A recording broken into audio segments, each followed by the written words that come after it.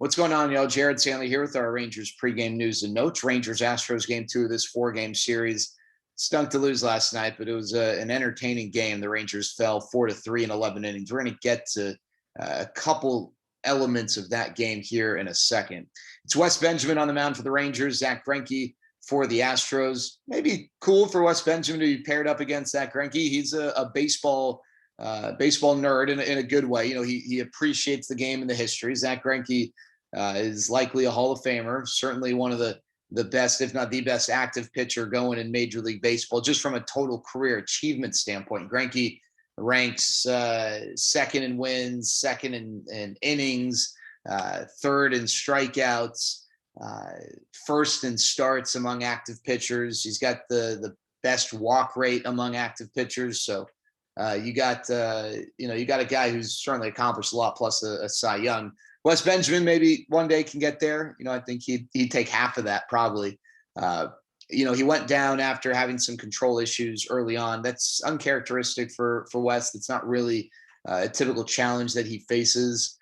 Also talked about getting the breaking balls, the slider and the curveball back on point. So I'm excited to see Wes. I think he's a guy who really has made some significant improvements over the last, we'll call it 18 months, to the point where, at least in my mind, he was just a guy, a really good guy. He's like an awesome dude, but just a guy who, maybe could eat some innings for you at the big league level, to now, I think this is a guy who could have an impact in the back of a rotation. I don't know that I've seen enough to say he's a number 2 or a number 3 at the big league level, but certainly someone who could fit as a major league starter.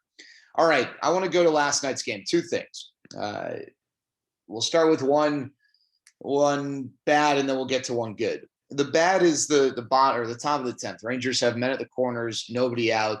Obviously, tie game, tied at 3. Chris Davis is the batter. You've got Charlie Culberson at third.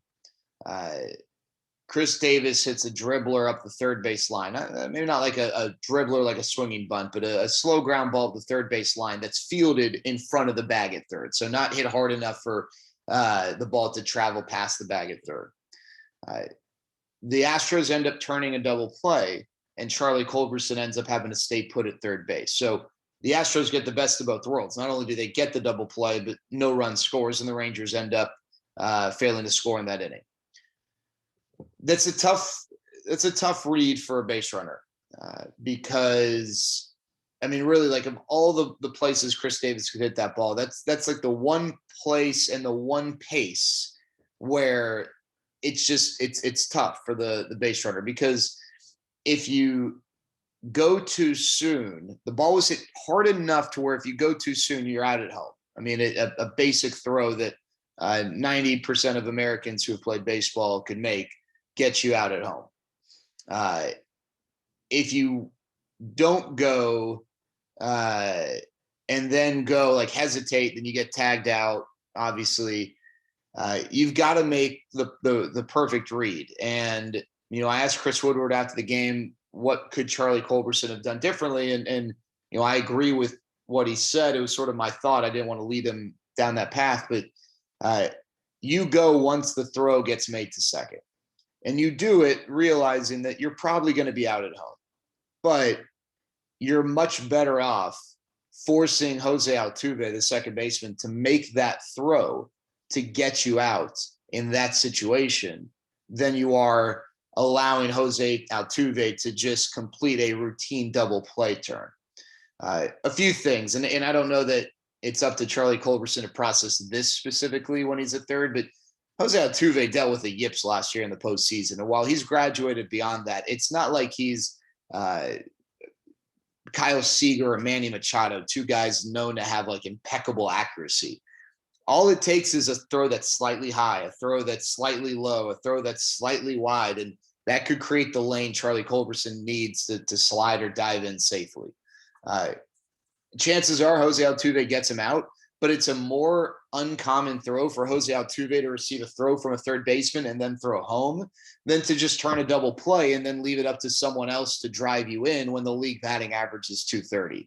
That's the other thing. If the league batting average is like 260, like it's been in past years, at least in my lifetime, but maybe not so recently, maybe it's different. But because hits are at such a premium, especially against relievers, I think I'd rather the Rangers have been guilty of over aggressiveness as opposed to playing it safe. I know that, from a base running standpoint, people always like to complain when a team gets thrown out on the bases because they're overly aggressive, but we always forget about the times when it works out to their advantage. And the Rangers over the years have been a very aggressive base running team. And while they are going to commit more outs on the bases than the average team, they also have a net positive in terms of their base running rating because of that aggression. And that's a situation where Charlie Culberson gets thrown out. People probably going to complain because then now you've got 2 outs and a runner at first as opposed to 2 outs and a runner at third. And now a single doesn't, give you the lead. And I get that, but I think I'd rather play the odds and take the chance on Charlie Culberson. All right. The good, Joey Gallo. The throw he made yesterday to get Chas McCormick at the plate, Miles Straw at the plate. It was Miles Straw or Chas McCormick? It was Chas McCormick, right? Chas McCormick. Yeah. Was impeccable. We know about Joey's arm strength, and Joey threw the ball, apparently, according to Sarah Lang's, her reading, 97.3 miles an hour. Unreal. I mean, that's remarkable. It's, I think, tied for the hardest throw in Major League Baseball from an outfielder this year, if I'm not mistaken. But I think what really stands out to me on that throw is the accuracy. We marvel at the arm strength because you and I can't do that, whereas we could play catch and make an accurate throw. I don't think people get as impressed with accuracy because it's something that's more attainable to the average person. Whereas, anyone in that building yesterday that was not a uniform member of the Rangers or Astros, however many fans they had at Minute Maid Park, none of them could do what Joey Gallo did from an arm strength standpoint. And because of that, none of them could make that throw on a line in the air to the catcher. But, there are people there that can make an accurate throw, right? We don't get as impressed with the accuracy, but that to me is what is so impressive. You can have the world's greatest arm, but a throw a little bit up the first base line, the third base line, a little high, maybe low, making it tougher for the catcher, and the game's over right there. I mean, it's not just like, hey, you need to be generally accurate, like, throw it within the zip code. No, you've got to be on point there. And Joey Gallo consistently makes strong and accurate throws. Colby Rasmus, he's a name that I thought about last night, former Astro. Great arm. Had a really tough time making accurate throws. Like, I remember a throw he made at Globe Life Park back in the heyday of the Rangers-Astros rivalry. I think he was playing left field, like threw it to the backstop, like the netting behind home plate in the air. Just like no accuracy on the throw. It was an incredibly impressively strong throw, but what does that accomplish? Nomar Mazara, former Ranger, is a guy who, when he first came up, had a strong arm. Accuracy was all over the place, and then really worked on it and became a much more accurate thrower. Your arm really isn't a weapon if you don't have the accuracy. And in that moment, to make that throw with that strength, but with that accuracy, knowing that any misstep and the game's over. The game is on the line. That's like a buzzer-beating shot, right? When you're down by 2, you need that 3, otherwise you lose. That was pretty impressive. So hats off to Joey Gallo for that. All right, tonight, and one of the things I want to talk about, this isn't necessarily specific to this matchup, but this is just the Astros in general. I remember looking in 2017. So some background. I thought the Astros in 2015 were a really good team. Obviously, the Rangers came back and took the division from them. I thought they'd come back in 2016, 1 year older, because they were a young team in 2015. And I thought that was, in my head, I was like, they might win the World Series in 2016. I was a year early. They won it in 2017. And as much as I want to make jokes and throw stones at, why and how the Astros won the World Series, let's just have a baseball discussion and separate that. One reason perhaps that they really struggled in 2016, they actually underachieved, and they ended up having a better year than how it started, but got off to a slow start. They struck out a ton, and they did in 2015 as well. The Astros in 2015 ranked 29th in Major League Baseball in strikeout rate. They ranked 27th in 2016. Okay, that's really bad. And then I remember looking early on in 2017 thinking, this is good for them, not good for anyone else. The Astros early on in 2017 established themselves as a team that did not strike out. They ended the year with the best strikeout rate among hitters in Major League Baseball. And by best, I mean they were the toughest team to strike out. And again, in 2018, they were up there. They were the second toughest team to strike out. In 2019, they were the toughest. In 2020, they were the toughest. And so far in 2021, they have been the toughest team to strike out.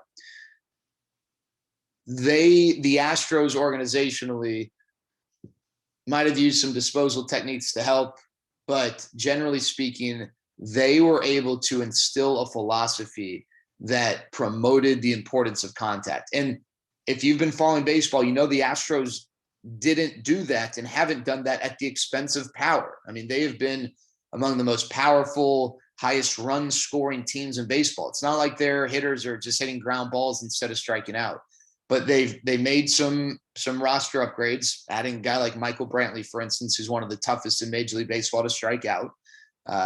They had guys, George Springer, who's no longer with them, was a big strikeout guy, but they got George Springer to make improvements upon that and start to maybe promote contact in 2-strike counts more. And so, they made personnel changes, but they also, preach the importance of things. And the Rangers, what the comparison I can make there is, the Rangers went from a team that walked a ton of guys to a team that walks very few. They're among the leaders there. And so sometimes, you can, as an organization, just by preaching things, help inspire a change. The Astros made a huge change, but I'm a big, a strikeout and a fly out to right oftentimes mean the same thing. When there's no runners on context, but just generally speaking, the ability to avoid the strikeout is super important. No one's going to argue that, because when you put the ball in play, you give yourself a chance. In a vacuum, when with 2 outs and a runner at third, Joe Bob McGee strikes out versus grounds out versus flies out makes no difference. But the over the long term, the practice of putting the ball in play is going to help you. And the Astros have been really, really good at that. And I just wanted to point that out, that as the Rangers, try and get from where they were last year offensively back to where they've been in the past, which is among the best in the league, they've got to be better at putting the ball in play. The Rangers this year ranked 26 in terms of strikeout rate. So that's something that's got to go up. There you go. That's our Rangers preview, game news and notes. Rangers Astros tonight. Let's beat those Astros. Talk to y'all later.